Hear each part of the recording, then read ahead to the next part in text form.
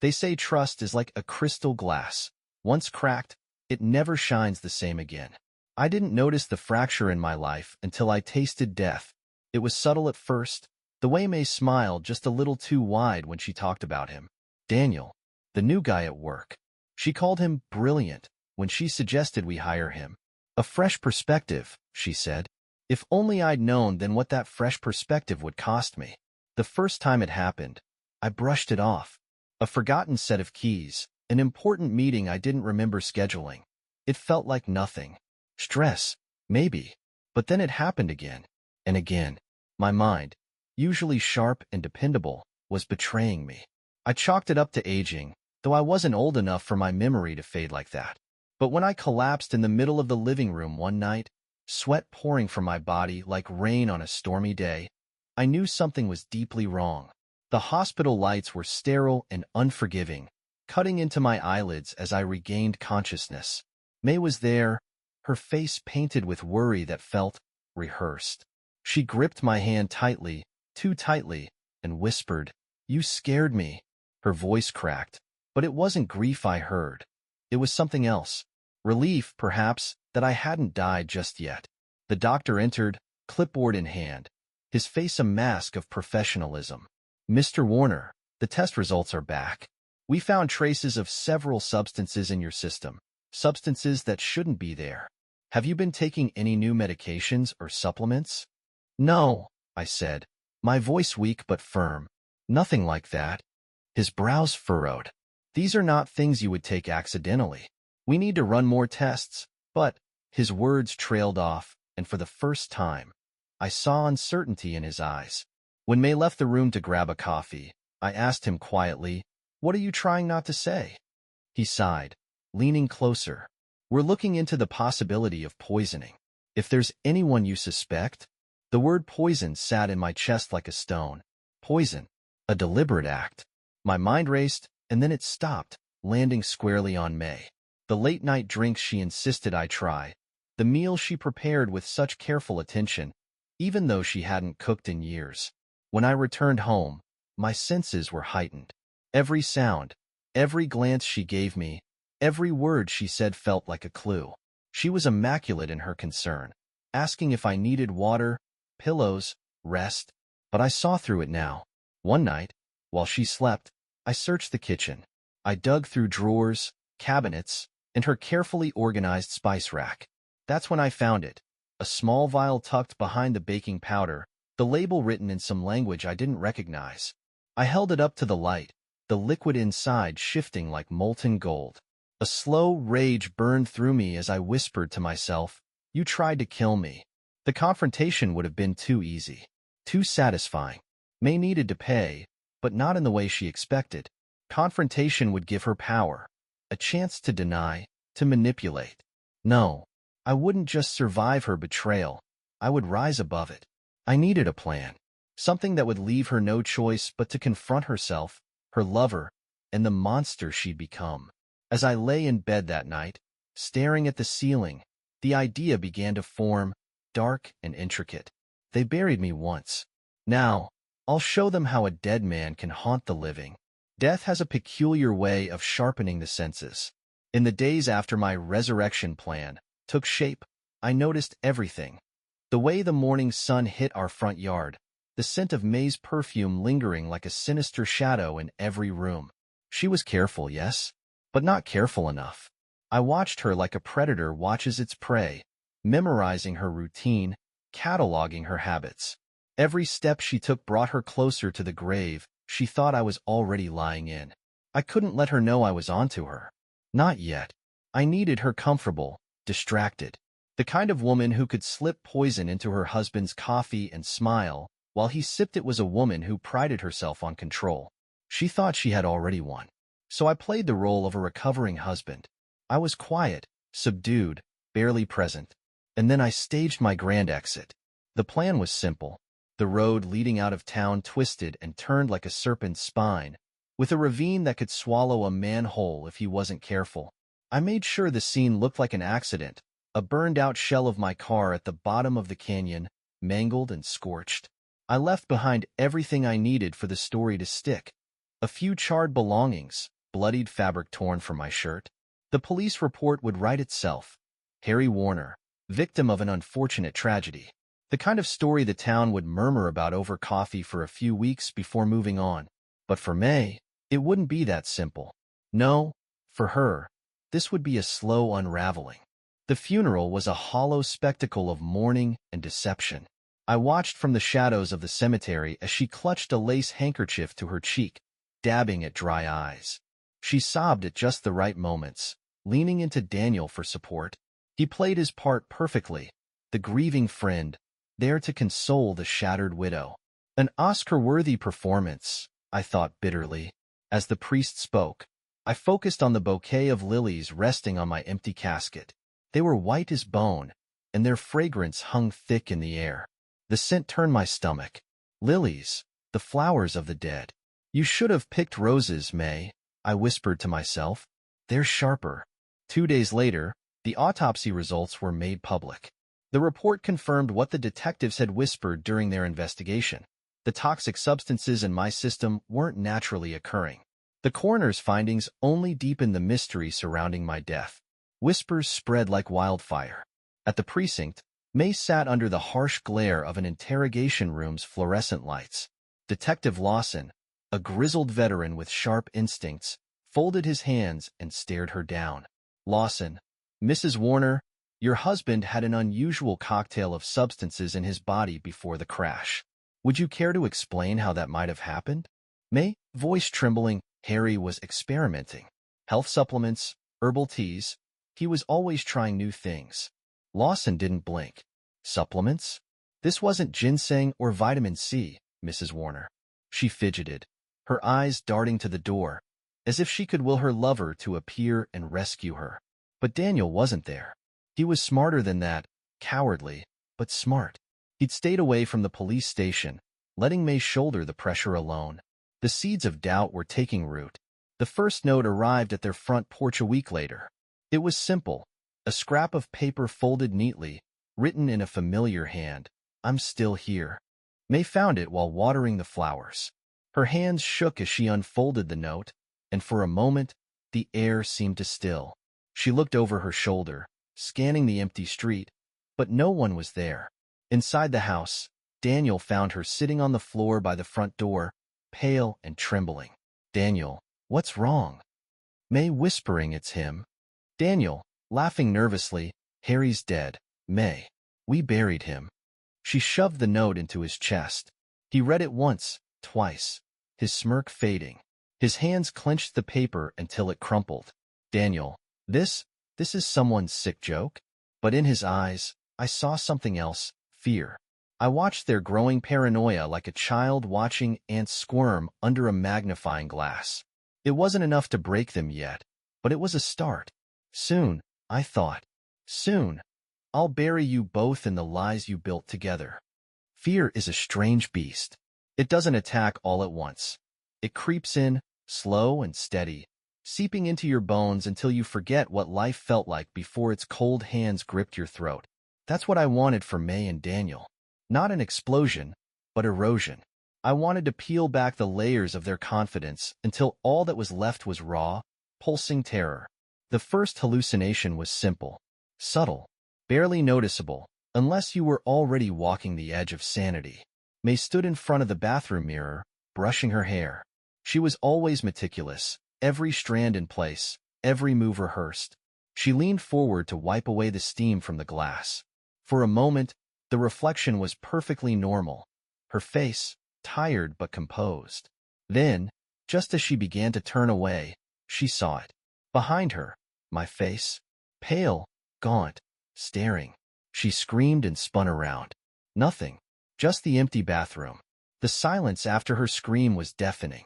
The only sound was the slow drip of the faucet and her ragged breathing. She backed away from the mirror, shaking. Downstairs, Daniel heard the scream and rushed up the stairs 2 at a time. Daniel, out of breath, May, what the hell happened? May stood in the doorway, trembling, clutching the doorframe. May whispering, I saw him.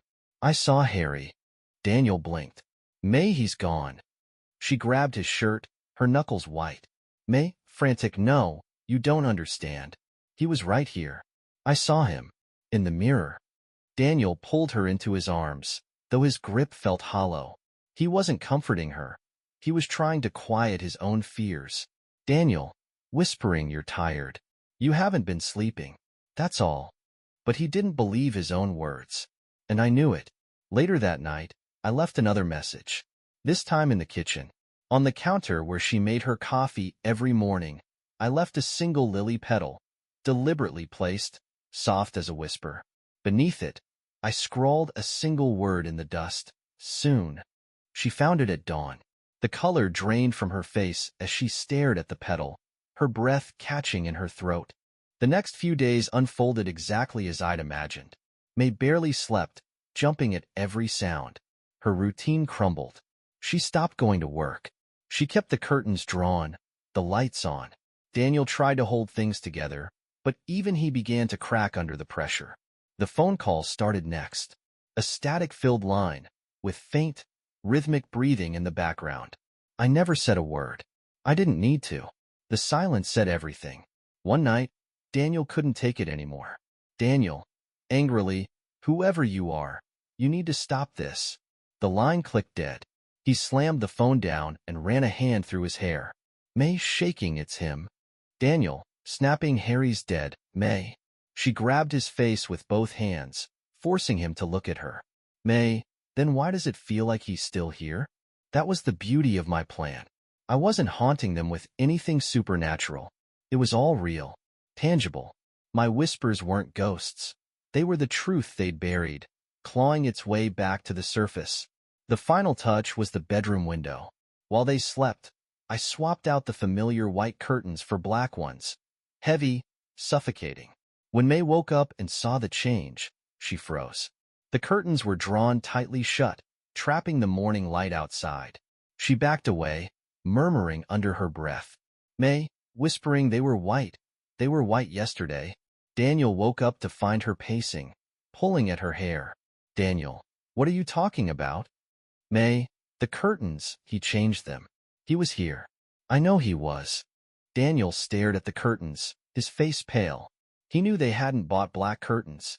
And yet, here they were, dark and heavy, like funeral drapes. The seed of doubt had sprouted into a full-blown forest of paranoia. I could almost hear it. My name, whispered between them in the darkness. Harry, Harry, Harry. As I watched them unravel, I thought about the man I'd been before this, all trusting and naive. That Harry was gone now, replaced by something colder, sharper. The shadows I'd cast into their lives were only growing deeper. You tried to kill me, May, I whispered from the safety of the night. Now, let's see who breaks first. Fear doesn't just live in the mind. It seeps into the body. It makes your hands tremble when you reach for the light switch. It steals your breath in the dead of night. And as I watched May unravel, I knew I had become her fear. I was the shadow behind every door, the whisper in the silence, the ghost she couldn't escape. It was almost poetic. Almost. May sat at the kitchen table, her eyes hollow, her skin pale as a porcelain doll's. The same woman who once commanded every room with her beauty and sharp wit was now reduced to a shell, clutching her coffee mug like it was a life raft. Daniel watched her from across the room, but even he had started keeping his distance. They weren't allies anymore. Fear had driven a wedge between them. Daniel, quietly, May, you have to talk to someone. You're scaring me. May, voice hoarse, I don't need a therapist. I need you to believe me. Daniel, what do you want me to believe? That a dead man is haunting us? May's eyes darted to the window, where the curtains, black as a funeral shroud, hung heavy. She hadn't touched them since the day she found them. May, I saw him. I felt him. He's not gone. Daniel's jaw clenched. He reached across the table, grabbing her hand. Daniel, stop it. You're letting this eat you alive. Harry is dead. We buried him, remember? May yanked her hand away, her face twisted in fury and fear. May, shouting, then why does he keep leaving messages? Why does he keep changing things? Her voice cracked, and for the first time, I saw tears fall. Real tears, not the crocodile ones she shed at my funeral. Daniel, this is all in your head. She stood abruptly, knocking over her chair. May, whispering no. It's in the house. That night, I escalated. Subtle wasn't enough anymore. They needed to see how far they'd fallen. I crept back into the house when I knew they'd both be asleep. I slipped into their bedroom, my footsteps soundless on the carpet. The room smelled faintly of her perfume, jasmine and something sweet, a scent that used to feel like home. Now, it reeked of betrayal. Daniel lay on his side, snoring softly. May was curled up like a child, her face pale in the moonlight. I reached for her vanity table, careful not to make a sound. I left something small but unmistakable, a single photograph of us from years ago. Smiling, arms around each other, a moment that felt like another lifetime. Across the glass, I wrote one word in red lipstick, remember. The next morning, her scream pierced the air like a knife. Daniel ran into the room, eyes wild. Daniel, what happened? May pointed to the photo, her face white as a sheet. May, whispering he was here. Daniel grabbed the photo, his hand shaking as he stared at the word written in lipstick. Daniel, this is insane. He whirled around to face her. Daniel, desperate, you're doing this to yourself. You're the one leaving these things. May sobbing, no, it's him. I know it's him. But it wasn't just May who was breaking. Daniel, too, was slipping. I saw it in the way his hands fidgeted constantly, in the way he jumped at shadows. I wasn't just haunting May, I was haunting him, too. One night, as he drove home from the store, I left a message in his path. It was simple, a white envelope placed on the windshield of his car. Inside was a single piece of paper, with only 3 words. I saw you. He froze in the parking lot, staring at the note as if it had burned his fingers. The color drained from his face, and for a second, he looked like the boy I used to be, scared, unsure, caught in something much bigger than himself. Daniel crumpled the note in his fist, but I knew the damage had already been done. He was mine now, caught in the web of fear I'd spun so carefully. That same night, the police came knocking. Detective Lawson stood at the door, his expression grim. Lawson, we've received some troubling information. We'd like to ask you both a few more questions. May and Daniel exchanged nervous glances. May, trembling questions about what? Lawson tilted his head. Lawson, about your husband, and the substances found in his system. As Lawson's voice echoed through the house, I watched from the shadows outside. The walls around them were closing in, and I was tightening the noose. Soon, everything they'd built, their lies, their love, would come crashing down. May thought she could kill me and walk away. But she forgot one thing. The dead don't stay silent. There's a point where fear mutates into madness. A point where reality frays at the edges until the world becomes something twisted and unrecognizable. I knew May was close to that edge, but I didn't expect her to leap off it so willingly. The house was dim, heavy with shadows that stretched long across the floor. I stepped inside, the air thick with silence, except for the soft hum of the refrigerator and the occasional creak of old wood. Daniel and May sat in the living room, him with a bottle of whiskey, her staring blankly at the wall. When the doorbell rang, Daniel froze. He placed the bottle down slowly, his fingers trembling. Daniel, hoarsely, who is that? May didn't move. She didn't even blink. The doorbell rang again, loud and insistent, cutting through the stillness like a blade. Daniel stood and walked toward the door, every step heavy with dread. When he opened it, his face drained of color. There I was, standing on the doorstep, alive and whole. His lips moved, but no sound came out. He stumbled backward, knocking over a lamp, the crash making May finally look up. Daniel, whispering, you're supposed to be dead. May's eyes locked onto me. For a second, I saw something flicker in her gaze. Fear, shock, disbelief. But then something else replaced it. Pure, unfiltered terror. May screaming, no, you're not real. I stepped into the house, closing the door behind me. The sound of the latch clicking shut seemed to echo forever. Harry, calmly, I'm very real, May. She shook her head violently, her hands pressed against her temples. May whispering, no, you're dead. You died. I saw the fire. I took another step forward. Harry, you didn't see me, May. You saw what I wanted you to see. Daniel backed away, bumping into the sofa. Daniel, this is some kind of trick. I ignored him, my gaze locked on May. Her breathing was ragged, her body trembling like a marionette with tangled strings. Harry, softly, you tried to kill me, May. You and him. But I'm still here. Something inside her snapped. Her eyes went wide and glassy as she let out a low, guttural sound, almost animalistic. May whispering, I didn't mean to. I didn't. Then, without warning, she lunged for the kitchen counter. Daniel, May, no. His shout was drowned out by the metallic scrape of a knife being pulled from the block. May spun around, the blade gleaming in her hand. Her face was a mask of madness, twisted with fear and rage. May, screaming, why won't you stay dead? She charged, straight toward Daniel. In her mind, she wasn't looking at him. She was looking at me. Daniel, panicking, May, stop. It's me. But she couldn't hear him. She was lost in her own nightmare.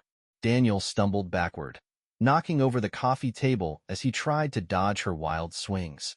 The knife sliced through the air, narrowly missing his arm. Harry, shouting, May, he's not me. But she was too far gone. Daniel fell, his back hitting the floor with a dull thud. May loomed over him, the knife trembling in her grip. Her eyes were wide, unseeing. May, whispering, I won't let you haunt me. I won't. She raised the knife, her knuckles white. Daniel, desperate, May, please. In that moment, time seemed to slow. I lunged forward, grabbing her wrist just as the blade came down. Harry, gritting his teeth, drop it, May. She struggled against me, screaming and thrashing. The knife clattered to the floor, spinning once before coming to a stop. May collapsed, her body shaking with sobs. I let go of her wrist, and she crumpled into a heap on the floor, muttering under her breath. May, whispering, he's still here. He's still here. Daniel sat up, his face pale and drenched in sweat. He looked at me with wide, haunted eyes. Daniel, brokenly, what have you done to her? The front door burst open, and Detective Lawson and 2 officers rushed in, guns drawn. They froze at the scene before them. May curled on the floor, Daniel trembling, and me standing over them.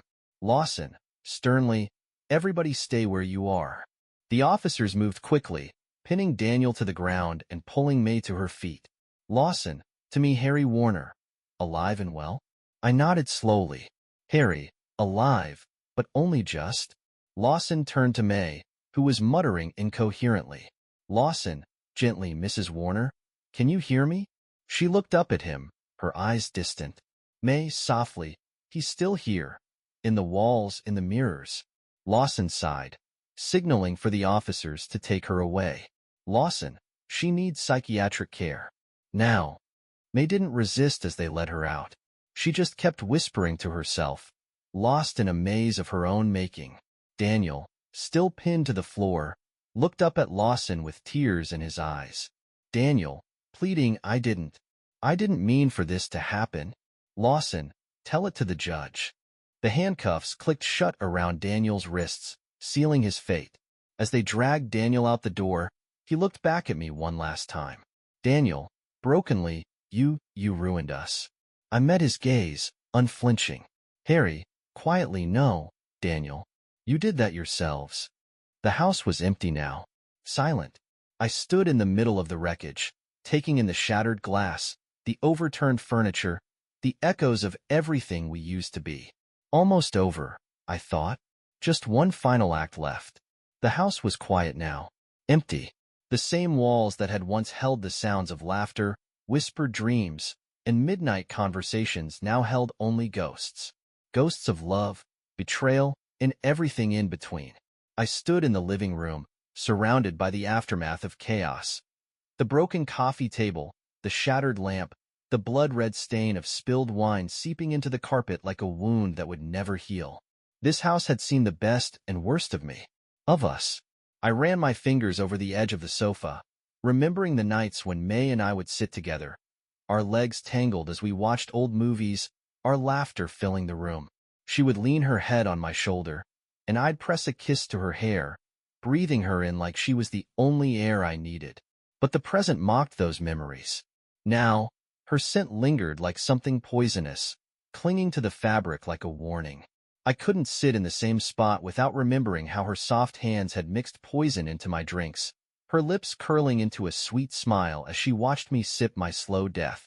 I walked to the mantel, where the wedding photos still stood. Our smiles were frozen in time. Young, hopeful, naive. I picked it up and stared at the faces that no longer felt like us. Back then, I thought love was unbreakable, like a fortress built stone by stone. But I learned too late that even fortresses have weak points. Then, May's laughter was like the sound of summer, bright and contagious. Now, her laughter was gone, replaced by the memory of her screaming in madness as the police dragged her away. Then, I believed in us. In her. I thought we were untouchable, invincible. Now, I knew better. We weren't untouchable. We were fragile, held together by threads that she'd cut long before I noticed. I walked toward the front window and pulled back the heavy black curtain. Sunlight spilled into the room, painting the broken pieces in soft gold. Outside, life went on. Birds flitted between trees, and a couple walked their dog along the quiet street. It felt strange to stand there, alive and whole, after everything. The past few months played out in my mind like a film reel, each scene more surreal than the last. The hospital room where I'd learned the truth. The funeral I'd watched from the shadows. The notes, the whispers, the reflections that haunted May until she could no longer tell reality from illusion. May was gone now, locked away in a sterile white room, muttering about ghosts and shadows. She wouldn't leave that place. Not really. Her mind had become the prison I'd built for her. And Daniel was heading to a different kind of prison, one with bars. A knock at the door pulled me from my thoughts. I turned, half expecting to see another ghost from my past. But it was Lawson.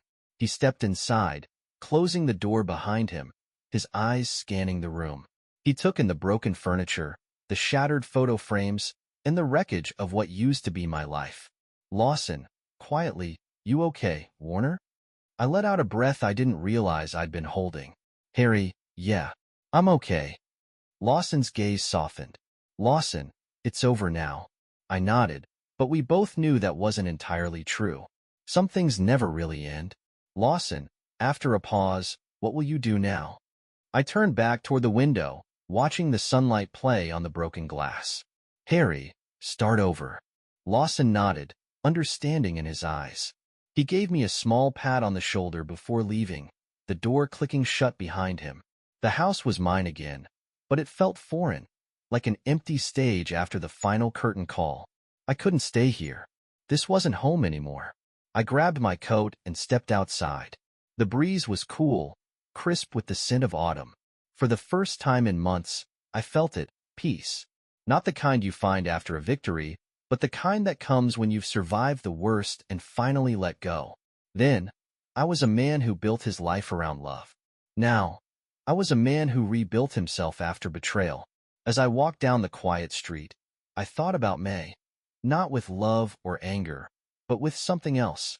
Pity, perhaps. She had everything, but it wasn't enough for her. She chased shadows until they swallowed her whole. And me? I was still standing. The sun was warm on my face, and the air felt clean, sharp, alive. I didn't need to haunt anyone anymore. The ghosts had finally gone silent. Harry, whispering, "I'm free." The road stretched out ahead of me, open and endless. I didn't know where it led, but for the first time in a long time, I didn't care. I would walk forward and let the past stay behind me. Somewhere ahead, a new beginning was waiting, and this time, I would build something unbreakable, not out of love for someone else, but out of love for myself.